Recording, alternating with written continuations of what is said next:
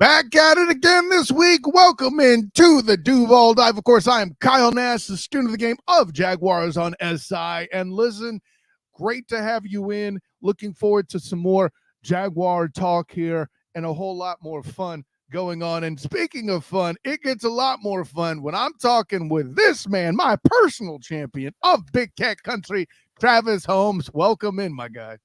What's going on with you, baby? What's going on, Duval County? How y'all doing?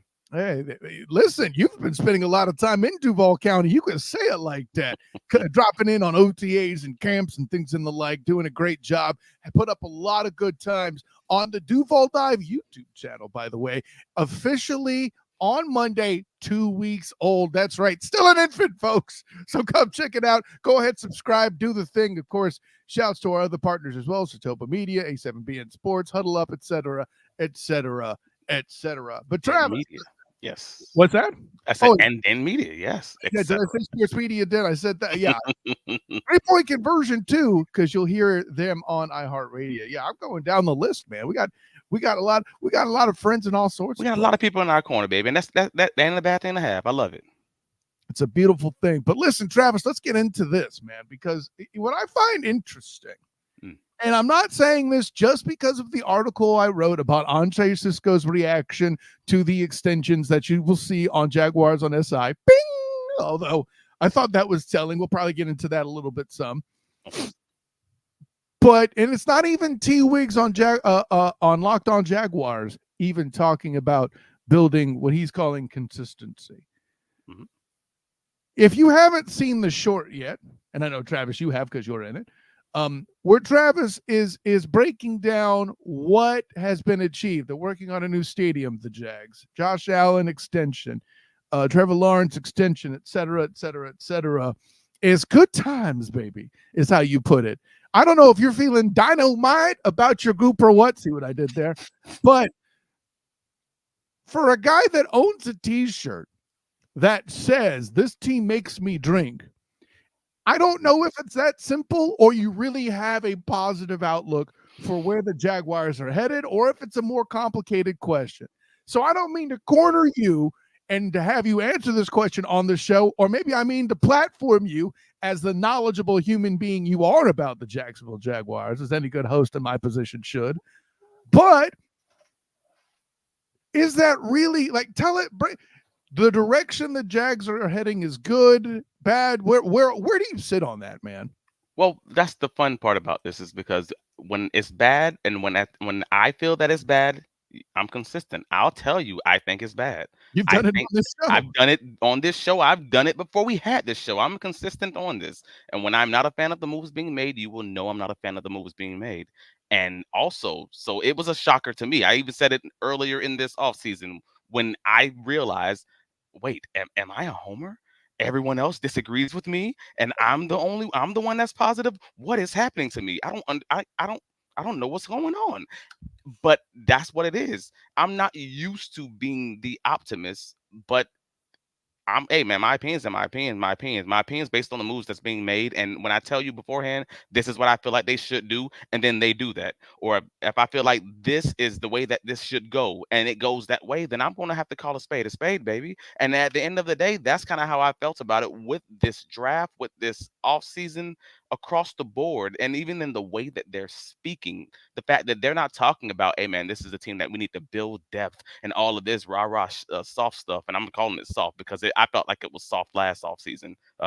And now we're talking about punching you in the mouth. We're talking about being more physical. We're talking about building competition, and we're showing it with our actions.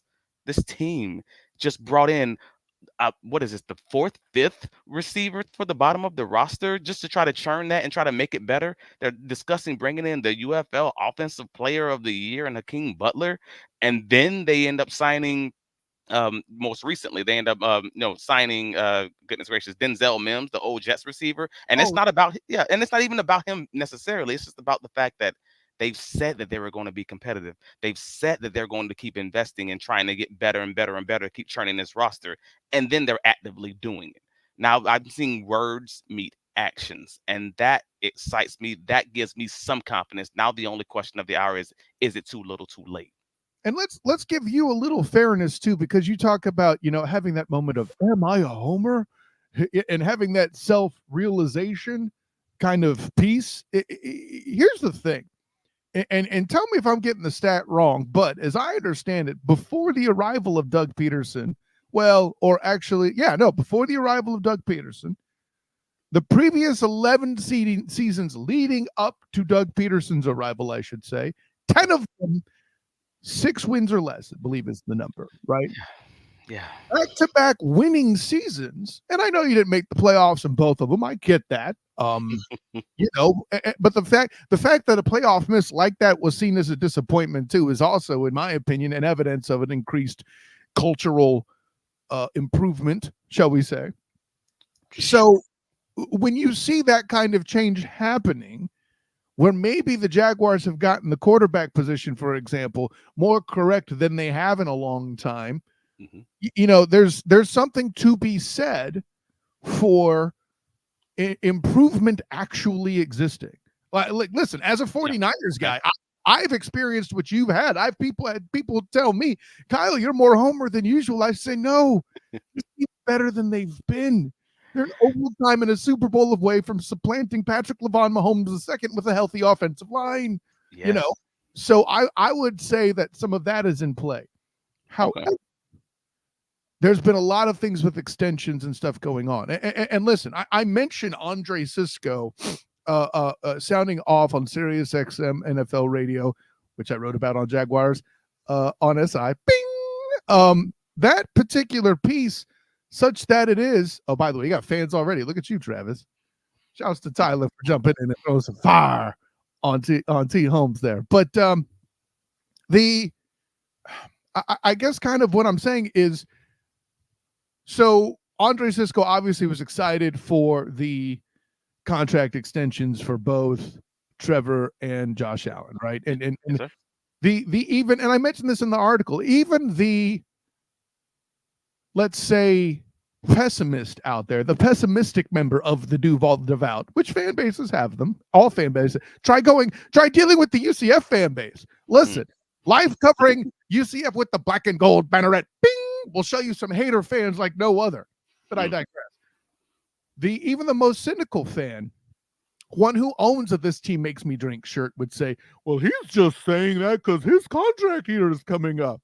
Well, yeah, but here's the thing. He's using speech talking about he wants to stay there. That isn't necessarily a consistent thing about Jaguar free agents of late as well. Need I bring up Ngakoue, for example? Yeah. That's fair. What about that Ramsey dude, who I'm told is this great corner, which he's great. I don't think he's as good as everybody else does. I would dare say, I would use the term overrated, but certainly not bad, right? But nonetheless, a key defensive player for what they were doing at the time. And he was very vocal about how he needed to depart from the Jags, if everybody remembers, right? So I think there is evidence of an improvement and, dare I say, a foundation for stability. Do you agree with that? Absolutely. And from day one, when Doug Peterson was hired by Trent Baalke, to be clear, I originally said, I don't know how this is going to go. Like, because I told you originally, I had my thoughts of where they should go with the coaching staff search. I originally thought it was going to be Byron Leftwich. It ended up being Doug Peterson. Doug Peterson is a great find, and he's a solid coach. But my question was always, is this basically Doug Marrone with an upgrade, or is this something more than that? I think you even wrote as much somewhere, if I remember. I'm sure I did at the time. And that was always going to be my question. It was going to be, hey, is it better to have a different GM with a new coaching staff, or is it better to just have a great coach with a good quarterback, and that's going to always get you 500 and better? That was always the situation for me. So it was always going to be a landing point of, is this the coach that's going to get you to that next step? Is this the coach that's going to have you build a peripheral winner on and on and on consistently? Or is this going to be a coach that's just going to get you to a point where you're solid, where you're just a reasonably average to above average team, and you have to find that next guy to get you to that next step? We don't have the answer yet, But this year is going to kind of be one of those pinnacle moments that's going to let you know whether or not it's going to fall on the right side or the left side of that line, though. Yeah, well, and keep in mind, stability and winning Super Bowls are two different things, right? Correct. I'll put it this way: I don't think the Duval devout would be any bit offended if Doug Peterson becomes another version of Omar Epps. I'm sorry, Mike Tomlin in Pittsburgh. Okay, I would. I don't think. I don't think the Duval. If that happens, Travis, Right. the argument could be made that Doug Peterson would clearly be the best coach in Jaguar history, right? Facts. I don't think the argument can be can be made that Trevor Lawrence isn't a trajectory to be the best quarterback in the franchise. He still hasn't passed Brunell, in my opinion, but Ooh. the seat. I say that because the jury isn't out yet, right? Okay. Okay. Okay. There's still time. How long did Brunell play in Jacksonville? It's been a while. It's certainly been more than 3 or 4 seasons. Correct? That's why I Correct. say that. Do I think he's going to beat him? Listen, as a Brunell guy, I know for a fact Trevor's going to supplant him unless he gets injured real bad or something. Okay. You know, this is why. Thank you, Mitch Morse, for coming in and doing your best to prevent that in the upcoming season. By the way, Jeez. but Okay. let me take it over to the defensive side too, because the most recent, let's say, playoff success that this franchise has had was under a group known as Saxonville, right? And that group, do you feel like the defense has that stability building on their side? I know they got Josh Allen. They locked up Foye Luwakan, and the DBs are a question. Yeah. But do you see Ryan Nielsen as somebody that has the potential to be there for a minute too? I mean, so now we're talking potential versus the reality, and that's where you know I'm absolutely going to have fall on two different sides of this line because I am that this guy makes me drink guy. I worded that question just So because this team has made me drink historically and consistently in the past, I have the confidence that Ryan Nielsen is and can be that guy because he's already shown that ability at another NFL franchise with a pretty bad offense. And honestly, the cupboard was pretty bare in Atlanta. He yeah, did this. He's shown this. We've put this on film and we've seen it with players that we do, I think, over all of Duval County kind of believe that that roster on that defensive side was not very good. They just had a few key players. I think the Jaguars are significantly better roster. That does not mean that this defense will necessarily be great when we need it to be great. And what I mean is they can be great, but what if they're only great in 2025 instead of 2024? That's the Kansas City Chiefs. That's the Kansas City Chiefs route from last year. Like they had to build through the draft. It took a season for them to become from the 22nd defense into a top 5 defense. Like right. there was a season of cooking going on. So does Ryan Nielsen have that potential? Absolutely. But because of the year that we are in and because of the timing when everything seems to be kind of maturating with this offense and with the rest of this team, this feels more like a you need to win now year. This is a win now season. Really? And if that is the case, I'm not saying that it is, but if that is the case, that this is more of a win now season because frankly, you've gotten better. I believe the Jaguars have gotten better, to be clear. But have you gotten so much better that it takes takes that it I don't know that it makes up for what you didn't do last season?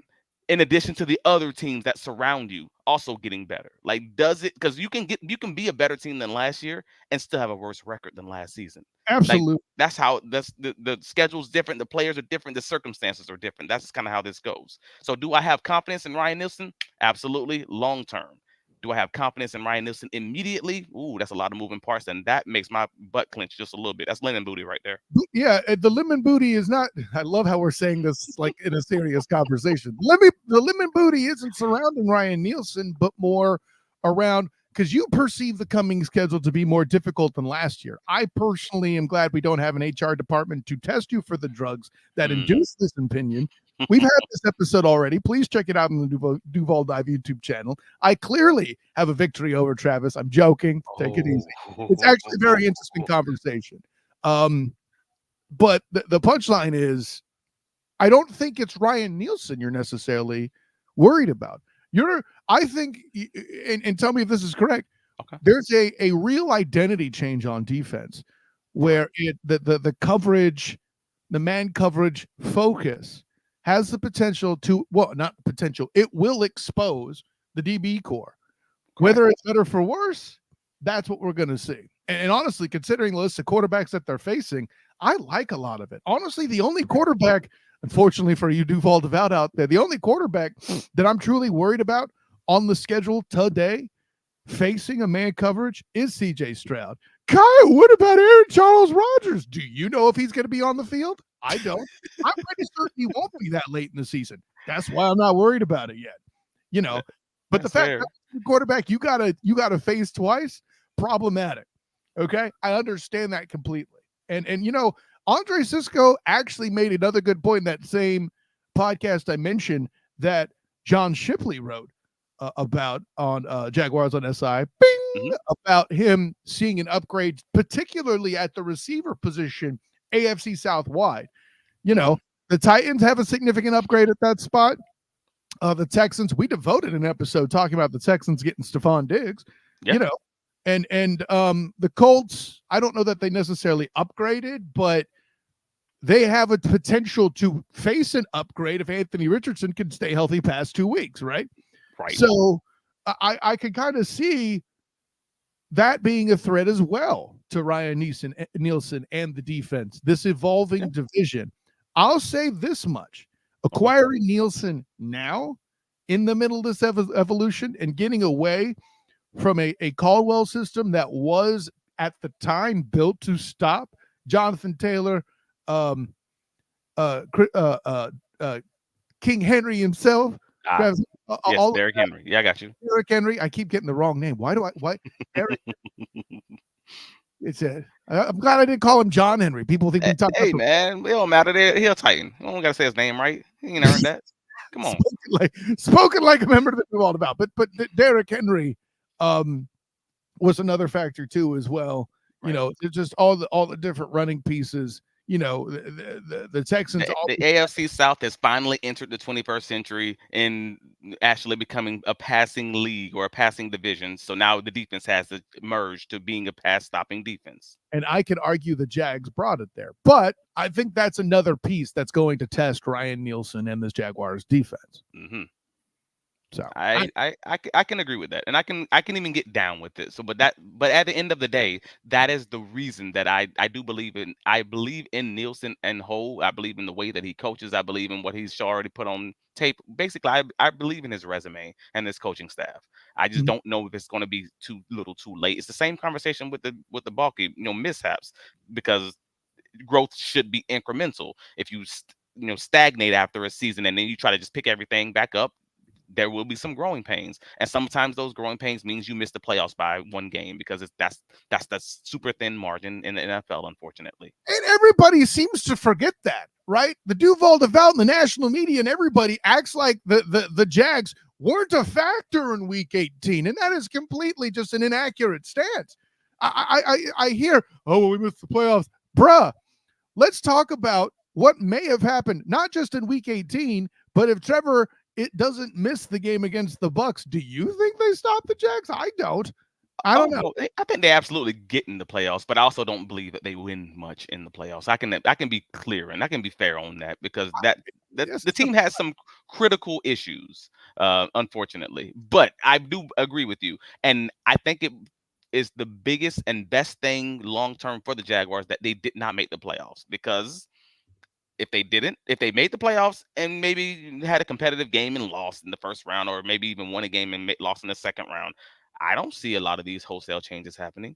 Like, I don't know that this team, right? I don't know that this coaching staff is taking everything to the woodshed and actually trying to figure out whether they should break the whole offense down or start from scratch, and all these other heavy hitter conversations that we're having face to face with these coaches. I don't know that these take place if they make the playoffs.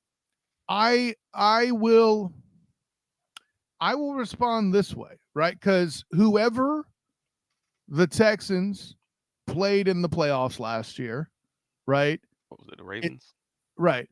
I think the Ravens beating the Jags, let's say the Ravens beat the Jags the same way that they beat the Texans, which highly probable. I mean, it kind of did, yeah.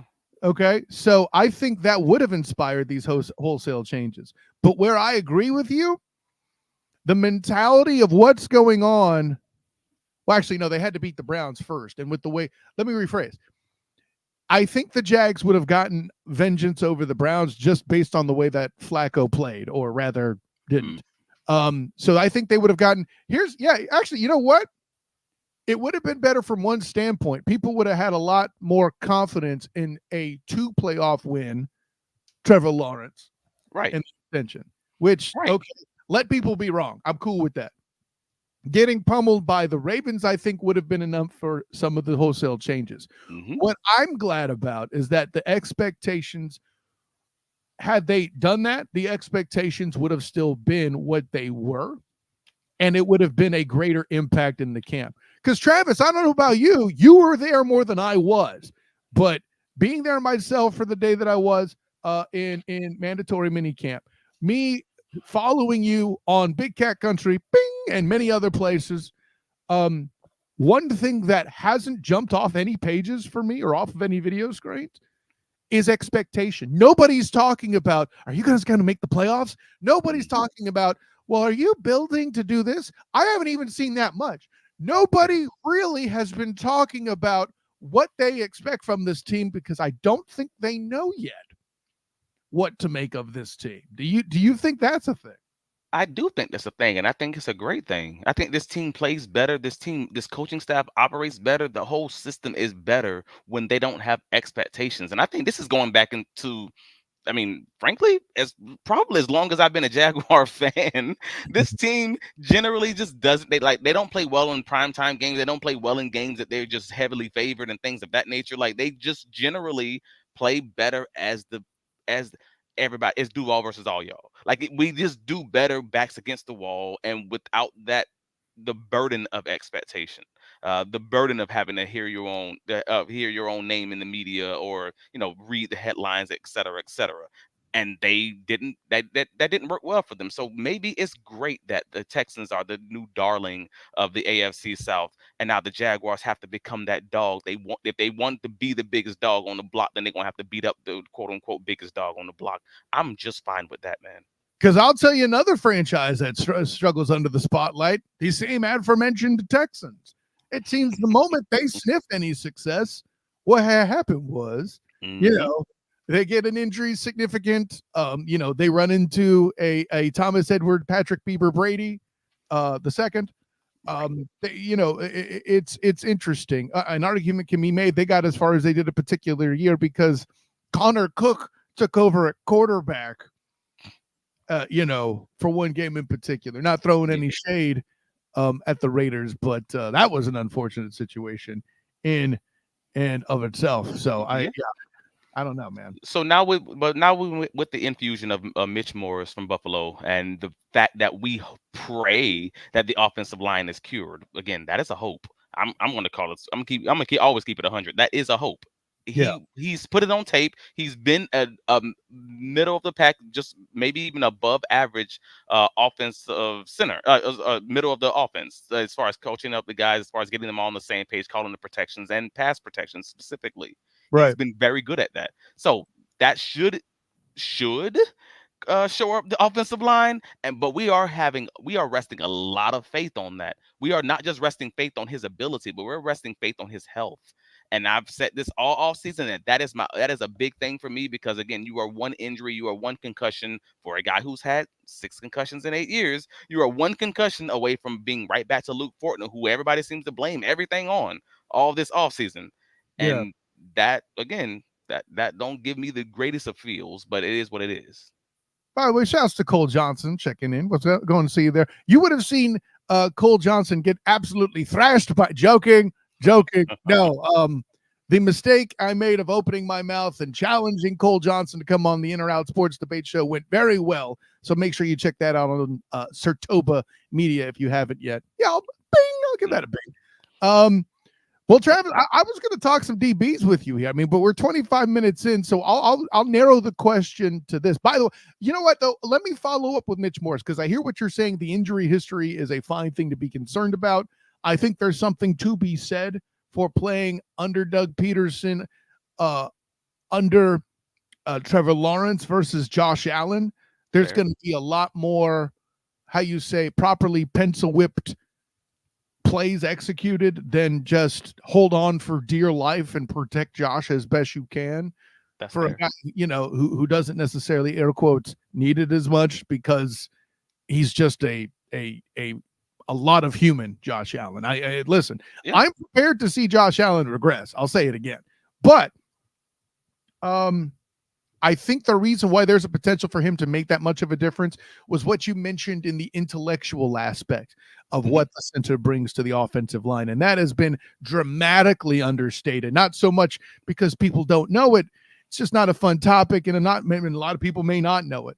Peyton Manning's success to a large degree has a lot to do with Jeff Saturday. Okay. For all the this and that we saw Peyton Manning do, we saw Jeff Saturday doing this version of it from a crouch position. If you can't see the video, I look probably really ridiculous. But I think that aspect of it is very much underappreciated, to say the least. That's fair. No, that is fair, because everyone talks about miscommunications because they lead to interceptions, and everyone knows what an interception looks like, and everyone knows when the receiver's in the wrong spot, but the quarterback's in the wrong spot. But no one pays attention to the fact that when that fumble happened on that sack, fumble, it was because of a miscommunication from the center and the quarterback, or the center and the guard, because they're not talking. So that's facts right there. That's a good call out. Or trying to account for a guy that's missed the first 4 weeks due to a suspension and not exactly being back in sync yet. There's a lot of little things that are working better for the O-line this year than last year.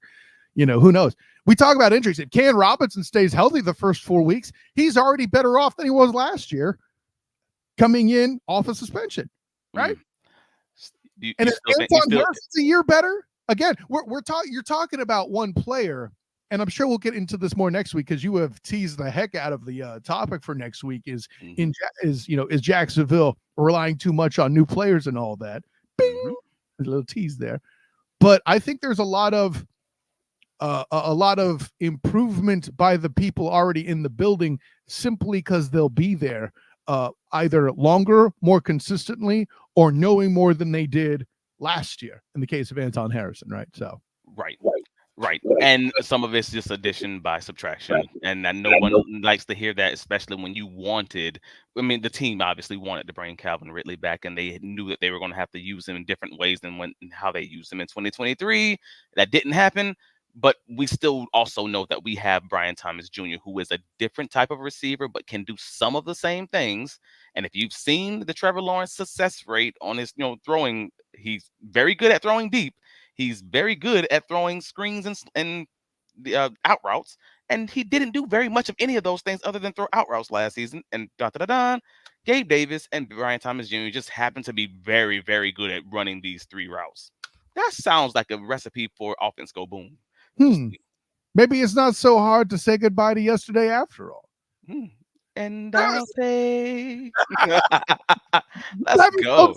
Tell the world where you can be found, my man. We're getting to that time. You can find all of my writings covering the Jacksonville Jaguars on bigcatcountry.com. Take a visit. Save it as your favorite. If you're not, man, you hating. Come on, man. Do better. Be better. We're in 2024. I have an incredible article coming out on Monday morning at 8 a.m. about Trevor Lawrence, doing a deep dive on, let's just doing a full nuanced conversation that you just can't have on the socials about who is he and who is he not, and who is the national media telling you he is, and why are they a liar. Let's go. Bing! Boom! Please tell me you call out Emmanuel Ocho. I'm looking forward to it already. If he was drafted where Brock Purdy was, he'd be a whole different quarterback. First of all, shut up. And second, yeah, he would. He'd have Kyle Shanahan. Oh my God! Everyone who's played in the league is not qualified to analyze the league. Again, if you're talking about DB play and you played DB, I'm gonna trust your opinion a little bit. If you played, I don't know, defensive, nose tackle, and you talking about quarterback play, I got questions. Are you qualified to have this conversation? Being in the league don't make you qualified. Being that position gives you some credence. But enough about Sam Perkins. Anyways, I know that's a different league, but still. Anyways, of course, I am Kyle Nash, the student of the game. You can find me on Twitter, Instagram, and Threads at the SOTG.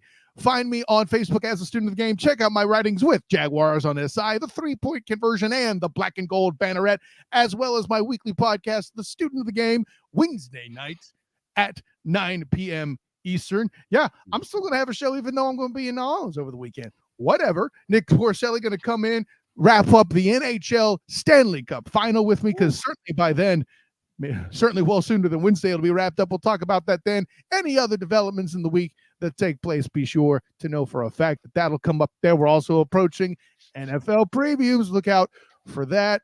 And of course, look out for this fine show on oldschool101.com, 12 to 2 during the sports block, along with the student of the game if you don't catch this video here, and also on iHeartRadio with the 3-point conversion. Fun times, man. Looking forward to this next episode where you really get the analytics going there, Travis. That's going to be fun. But until next time, everyone, class dismissed.